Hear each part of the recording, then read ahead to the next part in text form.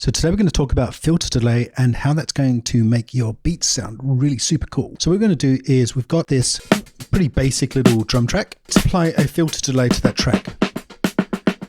So let's just quickly have a look at what filter delay does. So you've got a left input, left right input, and a right input. What we can also do is switch off the filters and we can just start with the left input. Got these delay times, and all they are is delay time in 16th notes that are syncing to BPM. You've got feedback, which is the amount of delay, and the pan is where the output goes in terms of left or right pan, and then you've got volume. So let's just start with the left input and hear how that sounds.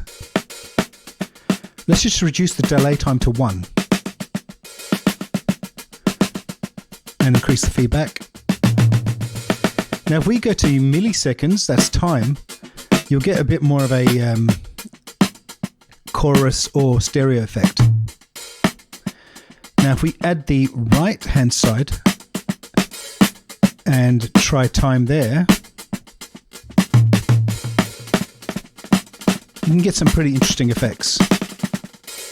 Now let's add filter controls to both sides, left and right.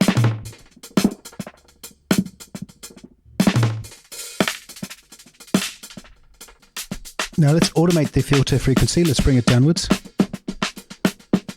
We can also create a return track and send that filter delay to a return track and just bring some of that into the track. So it can sound pretty cool.